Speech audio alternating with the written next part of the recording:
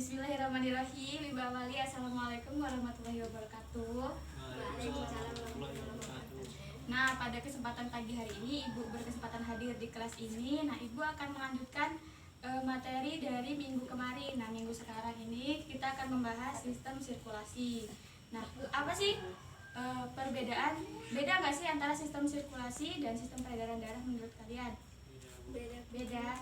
Nah, bedanya ada yang tahu alasan bedanya letaknya di mana? Belum tahu ya. Jadi sistem sirkulasi sendiri itu merupakan suatu sistem transportasi yang mengangkut berbagai zat di dalam tubuh. Nah, di dalam sistem sirkulasi itu terdapat dibagi menjadi dua, yaitu sistem peredaran darah dan sistem limfa. Nah, pada kesempatan pagi hari ini Ibu akan membahas tentang sistem peredaran darahnya.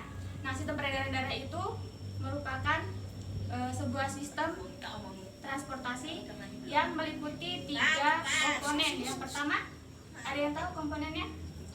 Oh iya, jantung. Nah, jantung itu berfungsi untuk memompa darah ke seluruh tubuh. Yang kedua ada darah. Nah, darah itu gunanya untuk tempat transportasi, karena darah tadi kan berfungsi untuk mengangkut berbagai zat di dalam tubuh. Nah, yang terakhir itu ada pembuluh darah. Pembuluh darah itu sebagai tempat saluran darahnya. Iya, benar. Nah, jadi kalau darah itu ada di dalam pembuluh darah, jadi darah manusia itu termasuk ke dalam peredaran darah tertutup atau peredaran darah terbuka menurut kalian? Menurut kita apa? Nggak tahu. Jadi tertutup karena darahnya itu masuk terdapat di dalam saluran itu, nggak keluar gitu loh. Nah, baru kalau kita luka dia keluar darah, nah itu karena pembuluh darahnya pecah.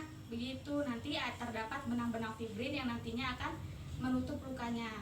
Begitu. Nah, terus kalau sistem peredaran darah pada manusia itu peredaran darah ganda atau peredaran darah tunggal kalau di manusia menurut kalian? Belum tahu. Nah, jadi peredaran darah manusia itu termasuk ke dalam peredaran darah ganda. Nah, kenapa? Karena di dalamnya itu terdapat peredaran darah kecil dan peredaran darah besar. Nah, karena pertama kita bahas itu adalah peredaran darah kecil. Nah, peredaran darah kecil itu dari jantung, kemudian ke paru-paru, kembali lagi ke jantung ya. Nah, ini buat pembeda aja. Kalau merah ini dia peredaran darah kecil. Nah, jadi peredaran darah kecil ya, dimulai dari seluruh tubuh. Nah, darah ini masih mengandung banyak sekali karbon dioksida atau darah kotor. Kemudian dia akan mengalir ke bilik kanan atau serambi kanan. Nah, dari serambi kanan dia akan menuju ke bilik kanan. Dari bilik kanan nih, arahnya dia akan langsung ke paru-paru kan. Melewati ini namanya arteri pulmonalis. Nah, di dalam paru-paru ini terdapat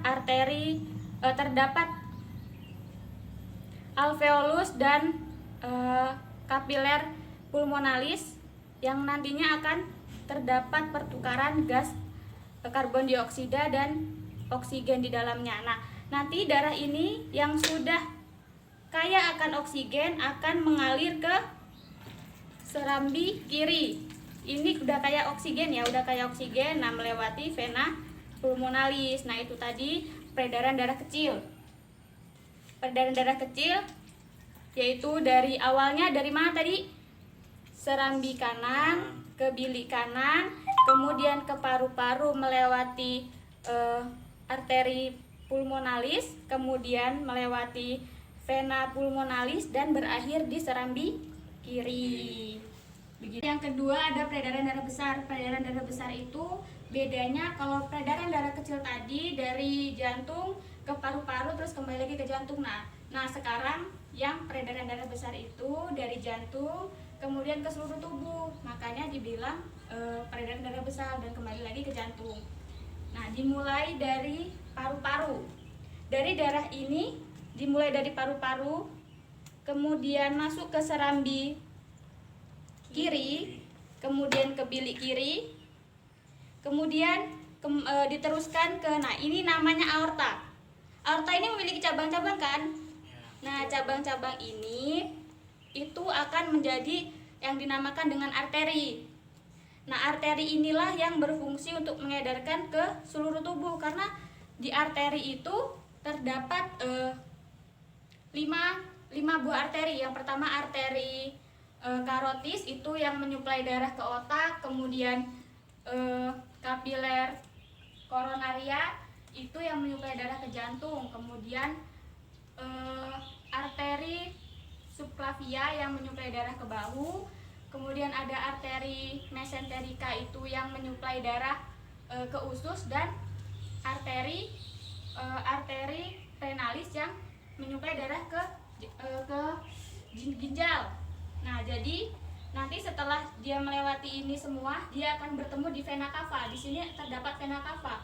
Jadi tadi kan masing-masing berpencar ya, dari usus, bahu, ya kan. Nanti itu akan kembali berkumpul di vena cava. Setelah ke vena cava, dia akan berkumpul. Nah, terus dia akan berakhir di serambi kanan. Nah, jadi itulah tadi bedanya. Kalau peredaran darah besar itu dia terdapat aorta yang bercabang tadi, yang kapilernya dapat menyuplai darah itu ke seluruh tubuh. Nah, anak-anak ada yang ditanyakan nggak? Belum ada. Nah, biar kalian lebih paham lagi tentang materi ini, jadi nanti ibu suruh satu orang itu nempel 3 bagian ya, 3 nama bagian ini, yang tepat ya, yang benar ya. Nah, nanti ibu mulai dari Firman dulu ya. Ya, Man, maju Mas, silakan. Ini bilik kiri, Bu. Ya. Ini Kemudian aorta, sini dulu. Dan arteri. dari Iya, benar. Silakan duduk. Kasih aplaus dong. Benar ya. Sekarang yang kedua, Manda yuk. Manda kasih 3 bagian ya. Ini di sini, Bu. Ya.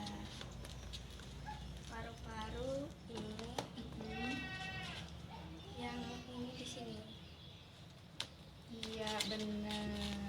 Kasih aplaus juga. Berarti tadi memperhatikan ya saat ibu menjelaskan. Nah, yang terakhir Gita. Nah, Gita tinggal sisanya ya. Ayo kebalik enggak?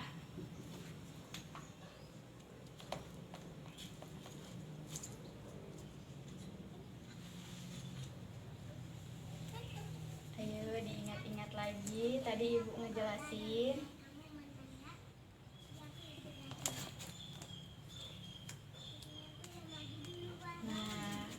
Bener apa enggak anak-anak? Benar. Bener, ada yang ketuker 1 ya. Jadi yang di sini ini serambi kiri dan yang di sini bilik kanan. Nah, nggak apa-apa. Nah, ada yang ditanyakan nggak setelah kita mempelajari sistem peredaran darah ini? Ada? Enggak. Nggak ada. Nah, nanti ibu share soal ya buat PR di rumah, di share di grup kelas. Nah, karena nggak ada yang bertanya, ibu akhiri. Wassalamualaikum warahmatullahi wabarakatuh. Waalaikumsalam.